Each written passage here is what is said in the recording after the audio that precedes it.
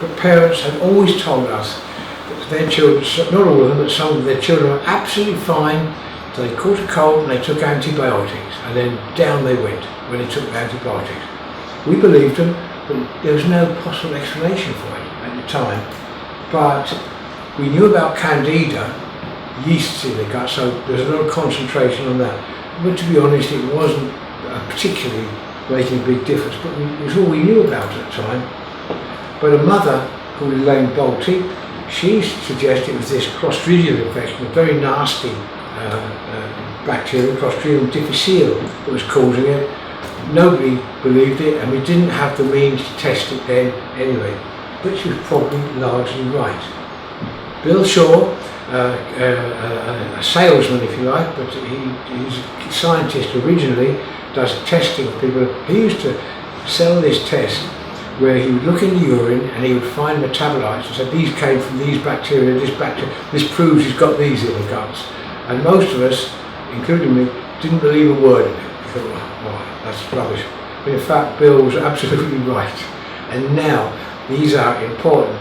And that's how the easiest way to find out what bacteria in the guts is to collect the urine and see what's in there, which will come from the bacteria in the guts, been absorbed and then thrown out in the urine. They can have come from nowhere else. They're not human products. They can have come from nowhere but bacteria.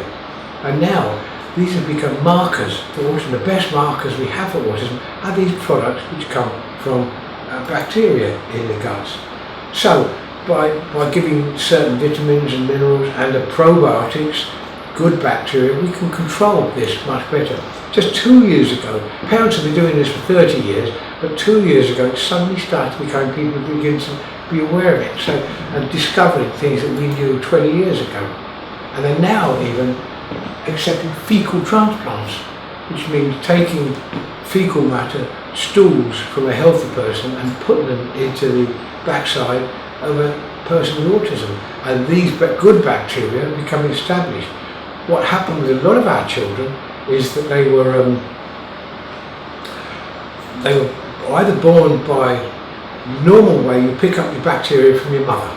You get all your bacteria from mum. And as you pass down the tubes, you pick up bacteria. As you get over her body, you pick up the bacteria she's got, and those are the ones you need. But for 8 weeks, anything that gets into the body is treated as self. These are mine. This is me. But after 8 weeks or so, the immune system starts kicking in, and you start destroying newcomers because they're aliens. But if your mother has been on antibiotics during pregnancy, if the baby has been given strong antibiotics, amoxicillin and things like that, for ear infections, nothing to do with bacteria, given those, then you kill off all those good bacteria.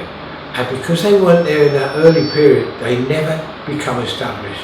And we can put them in until, as much as we like, we're never going to get them established. We now understand these things, so obvious. We didn't understand them, what these old wives' tales were telling us years ago. And now, even the nice guidelines accept fecal transplants, provided they're done under medical control. We do know that a number of people have said that they are wrong in children with autism. They've got the wrong bacteria, and we've got far too many children born with caesarean births with autism than we should do. So if you look at people with autism and see what's different in their urine compared to control, a lot of things that we find are things which come from the guts, from bacteria in the guts. These are the main markers, and there it is, not just me saying it, but there's the papers. We've said it for years. My colleague Paul Whiteley, whose name was spelled incorrectly there, has been saying this for years. And people have these tests done to have a look there and see how to correct it. They make sense now. They didn't really make sense. A lot of Clostridium in that one. But testing, a lot of people spend huge amounts of money having testing done.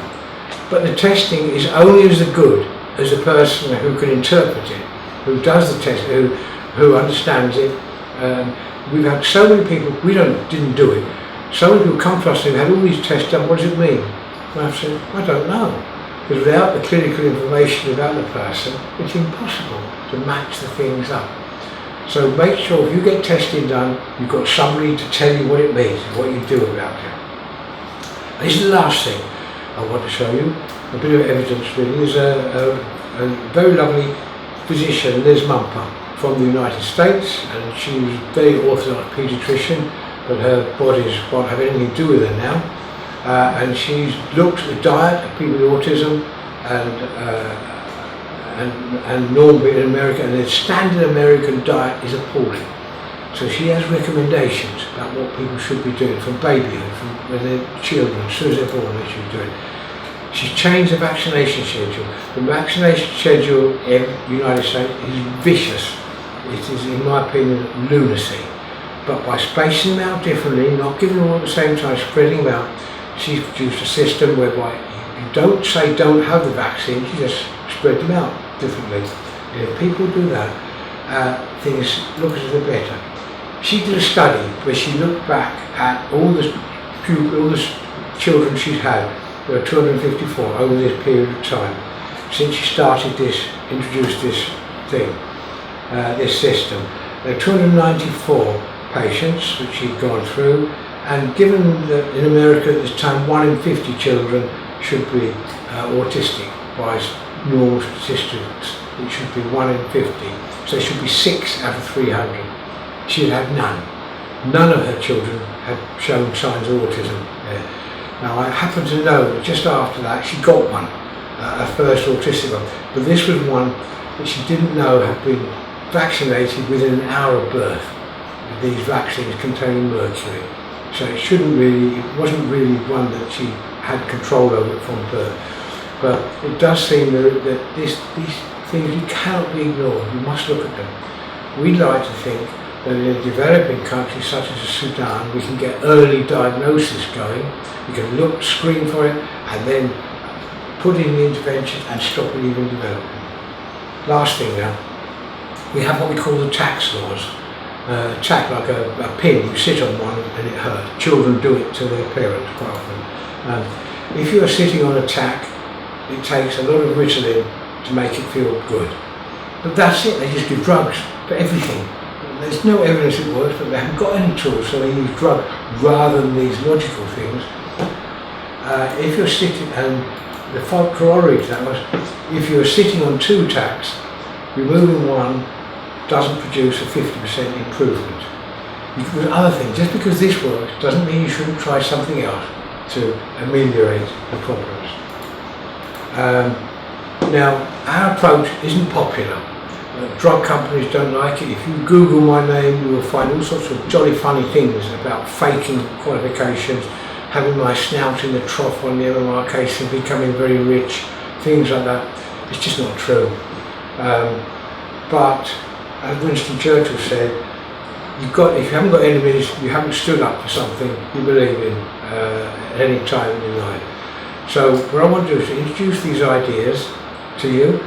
I'm not saying you have to do these things, I'm just presenting them. You can consider them, discuss them with people in the Sudan. If you wish to implement them, that's fine, and we will help you and give you advice on how to do it. Anyway, thank you very much for listening. I will send these slides over to the organisers which they can use, and bye.